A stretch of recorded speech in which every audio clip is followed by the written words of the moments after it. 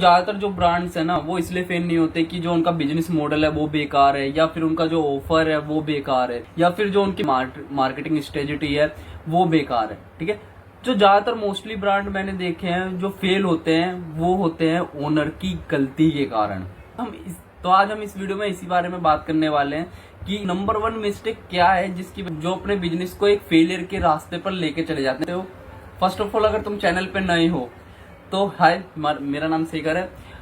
मैं अब तक 1 करोड़ की सेल जनरेट कर चुका हूँ, combining client and my own store. ठीक है, और 15 लाख से 20 लाख तक का एड स्पेंड कर चुका हूँ। ठीक है, तो टॉपिक पर आते हैं। देखो, मोस्टली ब्रांड ओनर्स में जो मैंने प्रॉब्लम अब तक देखी है वो ये प्रॉब्लम है कि जो वो बिजनेस में जो प्रॉब्लम उन्हें सोल्व करनी चाहिए उसकी जगह वो एक डिफरेंट प्रॉब्लम सोल्व कर रहे होते हैं। या मैं ऐसा क्यों कह रहा हूँ, अभी क्या था ना कि 2 क्लाइंट मेरे पास ऑनबोर्ड हुए, जिस एक क्लाइंट मेरे पास 5 महीने से है। ठीक है, और उनको अभी तक हमने 12 लाख की सेल जनरेट करके दी है। सेकंड क्लाइंट है, वो अभी ऑन बोर्ड हुए हैं, उनका भी प्रोडक्ट और सेम नीस में काम कर रहे हैं, बस फर्क ये है कि वो स्लीपर सेल कर रहे हैं और एक शूज सेल कर रहे हैं। ठीक है, सेम प्राइसिंग पॉइंट पर है, प्रीमियम पर हैं दोनों ब्रांड। लेकिन प्रॉब्लम क्या आ रही है कि जो 5 लाख वाले क्लाइंट थे उनकी सेल्स डाउन जाना स्टार्ट हुई। ठीक है, तो वो गलत प्रॉब्लम को सोल्व करने लगे अपने बिजनेस में, जो कि उनके लिए एक प्रॉब्लम है भी नहीं। ठीक है, वो प्रॉब्लम क्या है वो भी मैं आगे बताता हूँ। ठीक है, और जो सेकंड बिजनेस ओनर है वो भी सेम इसी स्टेज पर थे, मतलब उनको डेली की सेल्स नहीं आ रही थी तो कम आ रही थी। लेकिन उन्होंने क्या करा, उनको जब मैंने डेटा रीड करा और जब मैंने चेंजेस वगैरह करे उसमें, तो उनको जो रेगुलर सेल है उनकी 3 से 4 सेल 5 सेल आने स्टार्ट हो चुकी है। ठीक है, अब इन दोनों ब्रांड में क्या फर्क है, वो बस इतना सा फर्क है कि जो सेकंड क्लाइंट है उन्होंने राइट प्रॉब्लम को सोल्व करा। जो सेकंड ब्रांड है उन्होंने एक गलत प्रॉब्लम पे ज्यादा फोकस करा, जिसकी वजह से जो उनको सेल्स आ रही थी वो उससे भी ज्यादा कम सेल्स आना स्टार्ट हो गई। क्योंकि ये जो फर्स्ट ब्रांड थे वो अब तक 2 से 2.5 लाख की सेल जनरेट कर चुके थे, कर रहे थे अपनी मंथली। लेकिन अब इनका जो इस महीने का जो रिवेन्यू है वो सिर्फ मैक्सिमम से मैक्सिमम 40 से 50 हजार का रेवेन्यू रह गया है। क्यों? क्योंकि ये गलत प्रॉब्लम को सोल्व करने लग गए, जो कि एक प्रॉब्लम है भी नहीं। इनकी जो प्रॉब्लम थी वो ये थी कि साइड पर एड टू कार्ड वगैरह आ रहे थे, इनिशियल चेकआउट वगैरह भी आ रहे थे, लेकिन परचेज नहीं कर रहे थे कस्टमर। ठीक है, जिसकी वजह से उससे गैप क्रिएट हो रहा था और कैक इंक्रीज हो रहा था।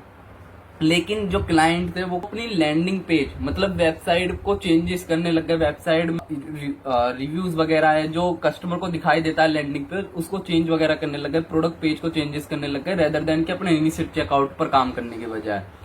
जब मेरे पास सेकंड क्लाइंट आए तो जब मैंने प्रॉब्लम फेस थी कि उनको भी कम सेल आ रही थी, लेकिन चेकआउट को चेक करा, इनिशियल चेकआउट में देखा कि उनका जो गैप था वो 80% का गैप था। उनको भी एड टू कार्ड आ रहे थे, उनको भी इनिशियल चेकआउट वगैरह आ रहे थे, लेकिन उनके जो परचेजिंग थी वो कम थी। सिर्फ 20% लोग इनिशियल चेकआउट के बाद बाय कर रहे थे प्रोडक्ट को। तो फिर मैंने क्लाइंट की जो वेबसाइट थी उस पे जाके इनिशियल चेकआउट में जो कमियां थी वो फिल करी, वो सही करी, जिसकी वजह से अब जो उनको सेल्स है वो जो 80% का लैक आ रहा था वो कन्वर्ट हो गया 80% परचेजिंग में।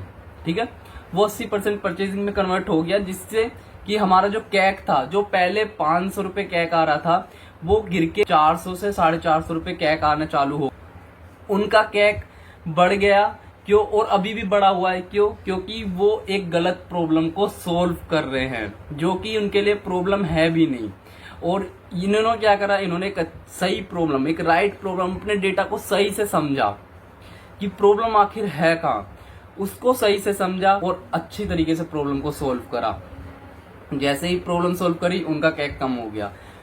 तो जो 2 रीजन मैंने देखे हैं वो यही देखे हैं कि या तो जो क्लाइंट है वो ईगोस्टिक हो जाते हैं, उनको अपने प्रोडक्ट के साथ इतना ज्यादा अटैच हो जाते हैं कि उनको जो डेटा है वो ब्लर दिखने लग जाता है इमोशंस की वजह से। अपने वो डेटा को सही से रीड ही नहीं कर पाते कि एक्चुअल में प्रॉब्लम कहाँ है बिजनेस में, वो एक गलत प्रॉब्लम पे चले जाते हैं। जैसे इस केस में लैंडिंग पेज को सही करने लग गए रेदर देन कि अपने इनिशियल चेकआउट को।